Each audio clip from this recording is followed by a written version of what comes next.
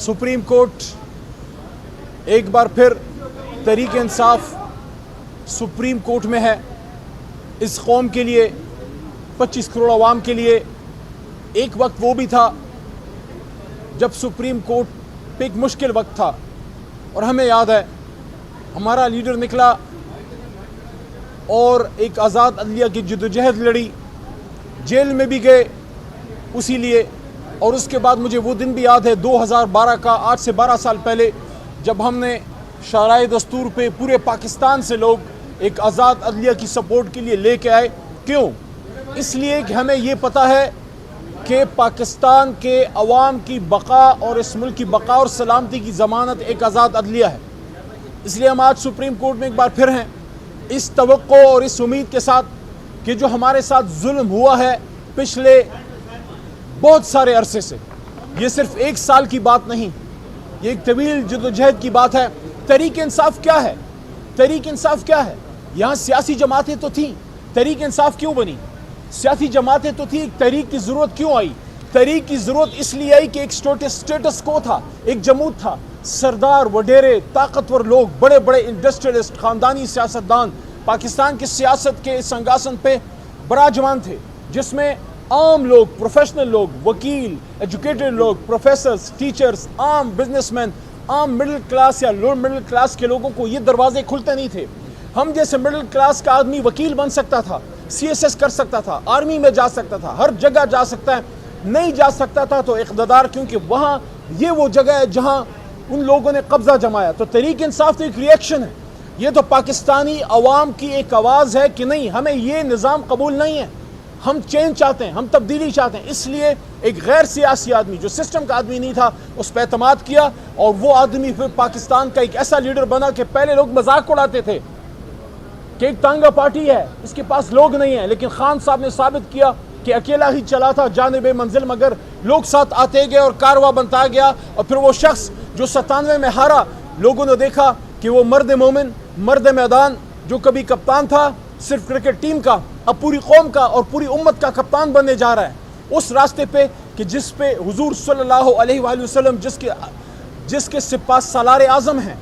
और इमरान खान ने हमेशा ये बात की कि अगर आप तरक्की चाहते हैं, अगर आप सही मानों में अपना उरूज चाहते हैं, तो आपको हुजूर सल्लल्लाहु अलैहि वसल्लम के नक्श कदम पे जाना होगा।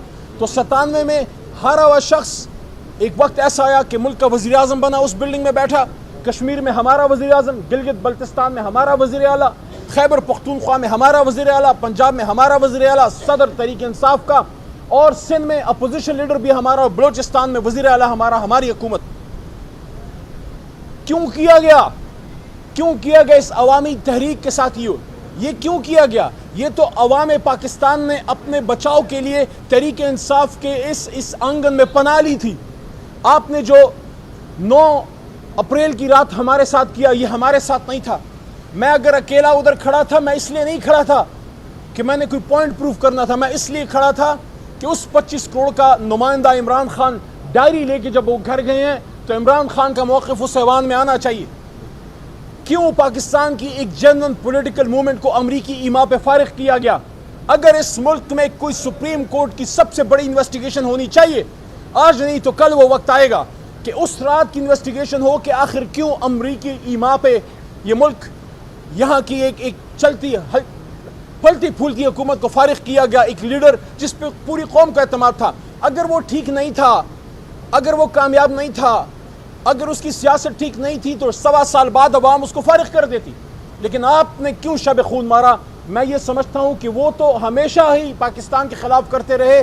यहाँ जिन लोगों ने ये कंधा दिया, आज अपने आप को जमहूरियत के चैंपियन कहते हैं। इसलिए हम ये कहते हैं कि इस पुतली तमाशे को बंद करें। आज यहाँ ये केस चल रहा है कि क्या हमें हमारी रिजर्व सीट्स मिलनी चाहिए कि नहीं। मेरा तो मुकदमा दूसरा है, रिजर्व सीट्स तो हैं ही हमारी रिजर्व सीट्स आप किसी और को कैसे दे सकते हैं? कैसे दे सकते हैं? ये मेरे बदन पे मेरा कोट है, या ये मेरा है या ये किसी का नहीं है। ये कैसे हो सकता है कि आप मेरी चीज़ किसी और को दे दें? आप ये फैसला करें कि मुझे मिलेगा या नहीं मिलेगा, किसी और को कैसे? लेकिन असल तो मुकदमा ये है कि इलेक्शन से पहले पाकिस्तान की आवाम के चेहरे से उनके चेहरे से वो रोशनी खींच ली गई जब आपने एक सबसे बड़ी जमात से उसका इंतखाबी निशान छीना। مت بولیے کہ اس سے کچھ عرصہ پہلے آپ نے اس جماعت کو توڑا، مت بولیے کہ اس سے کچھ عرصہ پہلے ایک ایک شخص کو اٹھایا گیا، اغوا کیا گیا، تھریٹ کیا گیا، بچوں کی دھمکیاں، کاروبار بند کرنے کی دھمکیاں، گھر توڑے گئے۔ کیا سب کی آنکھیں بند ہیں؟ کیا یہ نظر نہیں آتا کہ پچھلے سال سوا سال میں تحریک انصاف کے ساتھ کیا ہوا؟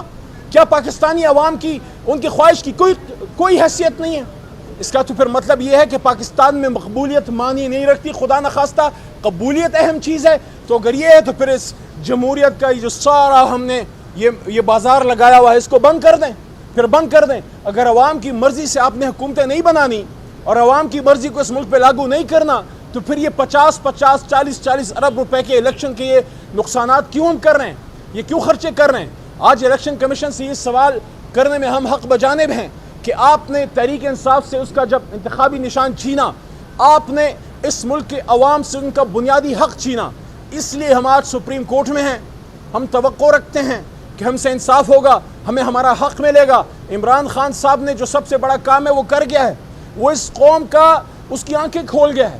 جو پردے پڑے ہوئے تھے سب کچھ صاف سامنے نظر آ رہا ہے۔ اب جیلی ناروں داؤں سے بات نہیں بنے گی، اب عملی کام کرنا پڑے گا۔ یہ قوم اس ملک کو بہتر کرنا چاہتی ہے، لیکن جب آپ اس لیڈر کو اندر کر دیں جس کے لیے قوم کھڑی ہے تو پھر آپ بناوٹی لیڈرشپ سے آپ تاریخ اٹھا کے دیکھ لیں، سن 47 سے آج تک جب بھی آپ نے ڈرائنگ روم میں لیڈر بنایا وہ کچھ نہیں کر سکا، وہ پاکستان کو ڈبو گیا، کبھی توڑوا گیا، کبھی کچھ کر گیا، کبھی کچھ کر گیا۔ ہاں وہ لیڈر جو پاکستان کے کھیت کھلیانوں میں غریبوں کے ان کے ڈیروں سے، تھڑے سے، نائی کی دکان سے، ایک چائے کے ہوٹل سے، وہاں سے جو رائے بنتی ہے اور وہاں سے پھر جس آدمی کے لیے عوام بسم اللہ پڑھتے ہیں اس پہ اللہ کی برکت آتی ہے۔ اس لیے ہم کہتے ہیں عمران خان صاحب کو اڈیالہ سے نکالیے، اسیران کو نکالیے، یہ جو بچیاں آپ نے جیل میں ڈالی ہوئی ہیں اس قوم کی بیٹیاں ہیں، وہ ماں ہماری ماں ہے ڈاکٹر یاسمین۔ آپ اعجاز چودھری کو نکالیے، پرانا سیاسی ورکر ہے۔ آپ نے جو کل کیا کہ 2 بار کے وزیر خارجہ کے ہاتھ میں ہتھکڑی آپ نے لگائی، میرے تو ہاتھ میں چلو لگائی، وہ تو لگائی سو لگائی، آپ نے اس کے ہاتھ میں لگائی، دنیا کو یہ میسج دیا کہ وہ وزیر خارجہ جو امت مسلمہ کو عمران خان کے حکم پہ اکٹھا کر گیا، وزارت خارجہ کی کانفرنس، دنیا وہ طاقتیں میسج دے رہی ہیں کہ جو امت مسلمہ اور پاکستان کے لیے کام کرے گا اس کے ہاتھ میں ہتھکڑی ڈالی جائے گی۔ آپ کو شرم نہیں آئی شاہ محمود قریشی صاحب کے ساتھ یہ کرتے ہوئے؟ اس لیے آئیں اس معاملات کو سمیٹیں، اس ملک کو ٹھیک ڈگر پہ لے کے جائیں۔ اس لڑائی سے کچھ نہیں ہاتھ آئے گا۔ عمران خان صاحب کو گولیاں مار دیں، جیل میں ڈال دیا، 3 دنوں سے جیل میں رکھا ہے، کیا اس کو 1 انچ ہٹا سکے؟ محرم کا مہینہ ہے، عمران خان نے اسی ہفتے جمعے کے دن جب یہ بات کی عمران خان صاحب نے، اس نے کہا کہ میں وقت کے یزید کے سامنے نہیں جھکوں گا، اور انہوں نے یہ بھی کہا، عمران خان صاحب نے مجھے کہا کہ بتاؤ آپ پاکستانیوں کو کہ میں یہ کہتا ہوں کہ غلامی کی زندگی سے آزادی کی موت بہتر ہے۔ تو اس لیے ملک کو ٹھیک کرنا چاہتے ہو، سب سے پہلے اپنی سوچ کو ٹھیک کرو۔ ملک کو ٹھیک کرنا چاہتے ہو نا، سوچ کو ٹھیک کرو۔ عمران خان صاحب کو باہر لے کے آؤ، ہمیں ہمارا مینڈیٹ واپس دو، پھر دیکھو یہ قوم کیسے آگے جاتی ہے۔ پیچھے کروڑوں لوگوں کی دعائیں ہوں گی، اور مجھے جو سب سے بڑی فکر ہے وہ یہ ہے کہ میری اس زندگی میں جو اب ہاف صدی کے قریب ہونے والی ہے، میں نے کبھی عوام میں اور پاکستان کے اداروں کے بیچ میں اتنا فاصلہ نہیں دیکھا۔ اس سے مجھے دکھ ہوتا ہے۔ میں چاہتا ہوں یہ فاصلے نہ ہوں، میں چاہتا ہوں عوام اور ادارے یکجان دو قالب ہوں، لیکن اس کے لیے پھر آپ کو صحیح فیصلے کرنے پڑیں گے، اس کے لیے عوام کے مینڈیٹ کے سامنے سر تسلیم خم کرنا پڑے گا۔ اور آخری نقطہ یہ ہے، کوئی بھی آئے، عوام کی پسند سے کوئی بھی آئے، عمران خان صاحب آئیں، میاں صاحب آئیں، زرداری صاحب آئیں، وہ اس ملک کے خلاف تو کام نہیں کر سکتے، تو پھر آپ کس چیز سے ڈرتے ہیں؟ عوام کی مرضی سے حکومت آنے دیں، بننے دیں، بیٹھنے دیں۔ جو عوام کسی کو اس اقتدار میں لا سکتی ہے وہ ان کو ووٹ آؤٹ بھی کر سکتی ہے، تو پھر آپ کو کس چیز کا ڈر ہے؟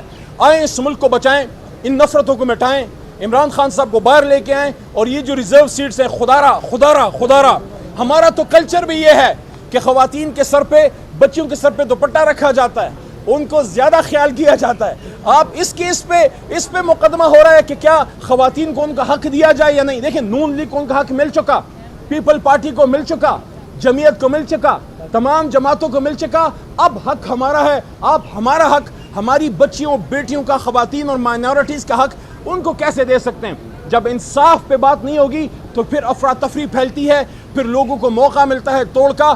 اس وقت اگر آپ मुल्क को मजबूत करना चाहते हो, ये लाल माली मेरे साथ खड़ा है, ये सिंध से इमरान खान साहब का सिपाही है, ये खड़ा है, ये मुसीबतें बर्दाश्त कर रहा है, ये सिंध में देख रहा है जो उसके साथ हो रहा है। मेरा नुक्ता ये है कि अगर आप चाहते हो इन्वेस्टमेंट इस मुल्क में आए, अगर आप चाहते हो इस मुल्क में खुशहाली आए, अगर आप चाहते हो यहाँ लॉ एंड ऑर्डर मजबूत हो, पॉलिटिकल स्टेबिलिटी चाहिए।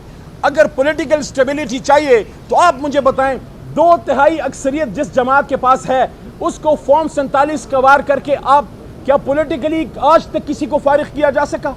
क्या मरहूम, क्या ज़िया साहब पीपल पार्टी ख़त्म कर सके? क्या भुट्टोइज़म को ख़त्म कर सके? भुट्टो के नाम को ख़त्म कर सके? उनको ख़त्म करने का सेहरा पीपल पार्टी का वो किसी डिक्टेटर के पास नहीं, उनके अपने सदर आसिफ जरदारी के पास है।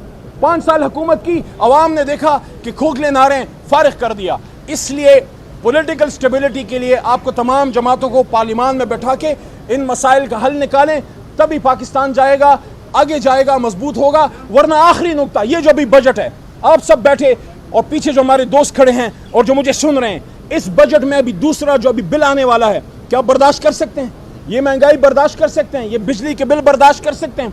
क्या ये मुल्क एक ला इलाहा इल्लल्लाह के नाम पे बना मुल्क, क्या ये IMF की डिक्टेशन के लिए बना था कि क्या ये IMF की गुलामी के लिए बना था? देखिए इन लोगों को पता है जो इन वजीर आजम हाउस में बड़ी बड़ी मर्सिडीज़ों में आके बैठते हैं और टिकटॉके बनाते हैं, मैं लाहौर की भी बात कर रहा हूँ, उनको ये पता है कि चाहे जितनी भी महंगाई कर दो, चाहे कुछ भी कर दो, चूंकि हम अवाम के वोट से नहीं आए, हमें क्या फ़र्क पड़ता है? अवाम अगली बार भी वोट ना दे, बस कहीं किसी को खुश कर लो, किसी ड्राइंग रूम में बैठ जाओ, किसी के सामने सर झुका दो, बाहर के आका अंदर के आका के सामने सर झुका दो। ये 25 करोड़ किस खाते में है? ये जिंदाबाद मुर्दाबाद के लिए हैं। इख्तिदार तो इनकी तरफ से नहीं, कहीं और से आता है। जब ये सोच पैदा हो जाए, जब ये सोच पैदा हो जाए कि अवाम के वोट से हुकूमतें नहीं बनती, बल्कि किसी की ताकत, किसी के अब्रू के इशारे से बनती हैं, फिर ऐसे ही बजट बनते हैं, फिर ऐसे ही महंगाई आती है, फिर ऐसे ही जुल्म के पहाड़ टूटे जाते हैं। हाँ, अवाम की ताकत से इमरान खान साहब जैसा लीडर अगर आए, या माजी में भुट्टो जैसा आदमी आया था, वो अवाम के मफाद के मंसूबे बनाता है, वो अपने खर्चे कम करता है, वो अपने मिनिस्टरों के खर्चे कम करता है, वो ऐसी पॉलिसी बनाता है कि घर घर लोगों को सहूलत मिले, गरीबों के सर पे हाथ रखा जाए। इसलिए आज ये मुकदमा सिर्फ रिजर्व सीट्स का ही नहीं है, वो तो है ही हमारा हक, वो तो है ही हमारा हक। आज ये मुकदमा तहरीक इंसाफ के मैंडेट का है। काजी फायद ईसा साहब काबिल एहतराम, आप चीफ जस्टिस हैं, आपसे जितनी भी रिजर्वेशन है, ओहदा ऐसा है जिस पे आप बैठे हैं कि उस ओहदे का एहतराम हम पे लाजिम है। आपके पास 4.5 महीनों से हमारी 184(3) की पिटिशन पड़ी है जो हामिद खान साहब ने जमा की थी। इमरान खान साहब ने बारहा जेल में ये बात मुझे की कि आप ये बात कीजिए, आप इस पर डिमांड कीजिए कि 184(3) की पिटिशन के तहत इस इलेक्शन का जुडिशल ऑडिट कीजिए। काजी फायद ईसा साहब, आपने ये कहा था, आपने ये फरमाया था कि 8 फरवरी का इलेक्शन पत्थर पे लकीर है। इलेक्शन तो हो गया, क्या सिर्फ इलेक्शन होना काफ़ी है? उसका आज़ाद शफाफ होना भी ज़रूरी है। क्या आज़ाद शफाफ होना आईनी जिम्मेदारी है? अगर है तो फिर आपके हुक्म को मुल्क के इदारों ने उस पर अमल नहीं किया। 190 आर्टिकल के तहत मुल्क के इदारों को आपकी सपोर्ट करनी चाहिए थी, नहीं हुआ। 184(3) की पिटिशन के तहत आप इस इलेक्शन का जुडिशल ऑडिट कीजिए, क्योंकि आपके हुक्म पे, आज़ाद शफाफ इलेक्शन के हुक्म पे फॉर्म 47 का स्याही उस पर फेर दी गई है। इसलिए दोबारा आखिरी बात, इमरान खान को रिहा कीजिए, हमें हमारा मैंडेट वापस कीजिए, खवातीन को उनका हक दीजिए, माइनॉरिटीज़ को उनका हक दीजिए, जुल्म मत कीजिए। पाकिस्तान इंसाफ के लिए बना था, इंसाफ पे चलाओगे तो ये मुल्क चलेगा, नहीं चलाओगे तो इसी तरह दर दर हम भीख मांगेंगे। और आज तो हम में कोई भीख भी देने के लिए तैयार नहीं है। ये हमारी हालत है। बहुत शुक्रिया। और अब हम तवक्को करते हैं, सुप्रीम कोर्ट की तरफ देख रहे हैं कि हमें इंसाफ मिलेगा।